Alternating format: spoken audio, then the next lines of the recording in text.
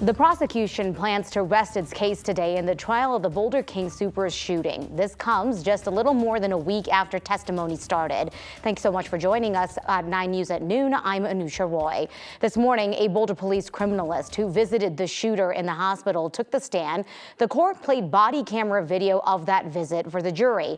It was displayed out of view for the media to record, though. Now, none of the lawyers are disputing that he was the shooter. He pleaded not guilty by reason of insanity. That led the prosecution to ask the criminalist several questions about his state of mind less than 24 hours after the shooting. Did he start yelling at any point? No. Did you see him fixating on innocuous objects at all? No, he was focused on what we were doing. At any point, did he start to talk to himself? No. If the prosecution rests its case today, the defense will open its case on Monday. We will have the latest from the courtroom starting on 9 News at 3. A California man has been charged with supplying fentanyl that resulted in a Denver man's death. 28-year-old Colin Walker died in November of last year. After his death, Denver police detectives say they developed a relationship with Jamal Gamal, the man believed to have sold Walker the fentanyl. And then in February this year, police say Gamal mailed him more than 14 grams of fentanyl from California, where he lives. Didn't think that it would ever touch me or my family. We were just a normal family. Colin was working, went back to school, just was doing great. And I want people to know that fentanyl trafficking was able to touch my child. It's able to touch your child. You were just hearing from Colin's mother. Gamal is being brought to Denver, and it's expected to be here by Monday. We are still working to learn more about the active shooting turned hostage situation at a Broomfield apartment complex yesterday. The woman police say that was being held hostage died after being shot. Here's 9 News reporter Brianna Fernandez. So we know the investigation continues today. You can see right here, this is where Broomfield police are focusing their investigation. This is where that shooting unfolded, the active shooting investigation that happened yesterday. You can see that there is a smashed balcony window, also some side windows. This is the second floor, and all morning we've been seeing Broomfield police blocking this area. So this is what that area looked like yesterday. This all unfolded at the Arista Flats apartment complex near First Bank Center in Broomfield. It started as a call for a disturbance. Now, when police arrived, they say that they could hear a man yelling inside an apartment. That's when officers found the 34-year-old male suspect holding a woman hostage. She was shot and later died at the hospital. Broomfield police have not said if the woman was shot by the suspect or by police. Now, as for that suspect, officials say the man started shooting, firing rounds inside the apartment and into the parking lot of the complex. Officers did shoot him. He was taken to the hospital with serious injuries. Now, it's unclear if he's still in the hospital, but police say once he recovers, he'll be taken to jail. One of those bullets narrowly missed Heather Talent, who lives here. She says this was scary, not just because of what happened, but because of where and when it happened, when most people here were getting ready for work and school. Instead, they had to evacuate immediately. I could see straight into the guy's apartment. Thank you. And I was walking my dog, and a lady came up to me and she was like, "Hey, do you know what's going on?" And that's when a gunshot flew over my head into my bedroom window. I ducked, and I've never screamed that loud in my life. I'm just like, I've never thought in my entire life that I would actually get shot at. A resident shared this statement from Arista Flats apartment. It acknowledges the situation, but also gives us a little bit more clarity, saying, quote, "There was a domestic violence incident in our community that involved a male resident firing shots inside and outside of a unit and injuring a female resident who resided in the same unit." Now, it's still unclear the relationship between the two, but now we're getting some more information, knowing that the female victim and the male suspect lived right here in the second floor. Now, we did reach out to Broomfield police. They actually messaged me yesterday, late last night, saying that they were withholding the suspect's name. I asked them if they were going to release any more information or any updates for us later today, and they said probably not. So still a lot of unanswered questions. For now, I'm here in Broomfield. Brianna Fernandez for 9 News.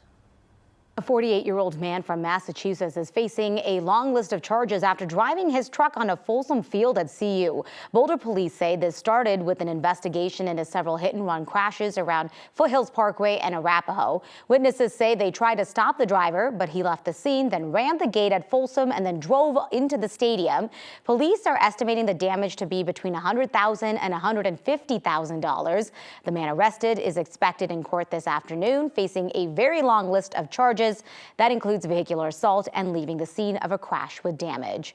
A man accused of using a gun to hold up a bank is facing 16 felonies in Castle Rock. Castle Rock police say this happened Tuesday afternoon. It was in the area of 5th Street and South Wilcox. Witnesses told police the man shot his gun and then demanded cash. The 34-year-old was arrested in Johnstown yesterday. His bond is set at $1 million. The man accused of killing a person last month in Fort Collins is now in custody in Michigan. Police believe Tylen Grays was involved in that shooting last month. It ended with one person dead and another person hurt. You're looking at video of Fort Collins police that they released as they were looking for the 35-year-old. Authorities eventually tracked him down Tuesday in Michigan. Grays is being held without bond and is awaiting extradition. It is 12:06 on your Friday afternoon. Want to give you a live look outside. My goodness, we are in for a treat because we are simply not in the 90s today, which is such welcome news. We've got Kathy here with us, and we've got this beautiful weekend ahead of us. Great for a Broncos game as well. Oh, you know, the 9 News Weather Department wants to deliver on a Friday, Anusha, because we've had a week, right? It has been horrible. I'm not going to lie. I mean, every day I'm checking, I'm like, maybe today we're not 90. Just maybe today. Well, and yesterday was actually a little scary. I mean, critical fire weather, temperatures near record territory, winds to 40 miles per hour, fire weather warnings. But today we're all exhaling. It is cooler. And even with the smoke and haze we're forecasting to come into Denver, not quite as thick as we expected, which is always good news. You can still see the air quality not terrific out there. But with that overnight cool front, a bit of a wind shift, we're at 74 in Denver right now. This time yesterday, we were almost 90. And we're tracking a cooler and quiet Friday, but a warm, dry weekend and lots of football this weekend. The wind, thankfully, not as gusty. And out of the northeast today, running about 10 to 15 miles per hour. Still pretty dry, humidity levels below 20%. And here's that smoke coming in from the southwest from those wildfires in Southern California. Not as dense as we expected, but still not a perfect day for those with respiratory issues, asthma. Keep the windows closed. Don't exercise outdoors today until that air quality improves. In the meantime, enjoy these almost fall-like temperatures, 70s and 80s today with lots of sunshine. What a great afternoon for dinner on the patio or walk to the park. But what about the football games this weekend? I'll have all those forecasts. That's coming up. Thanks so much for that. Justin Timberlake pleaded guilty this morning, but to a lesser charge of impaired driving. This is a mistake that I made, but I'm hoping that whoever's watching and listening right now can learn from this mistake. I know that I certainly have. For his non-criminal traffic violation, the judge gave Timberlake a $500 fine and then 25 hours of community service. Timberlake also agreed to community service and make a public safety announcement. He had been pulled over and arrested June 18th in Sag Harbor after police say that he had run a stop sign, veered out of his lane, and then got out of his vehicle smelling of alcohol. Thousands of Boeing workers have walked off the job and are on strike right now. That strike involving 33,000 employees. It comes after union members overwhelmingly voted down a proposed contract and authorized the walkout to start overnight. The rejected contract lists a 25% raise that would be spread out over 4 years. The strike affects workers in facilities in multiple states. I'm just emotional because my daughter still lives at home and she makes more than I do. But she went to college, right? So she'll step in for my wife and I, but that's not going to make me sign yes. The work stoppage will not disrupt commercial flights immediately. It is expected to shut down production of Boeing's best-selling airliners.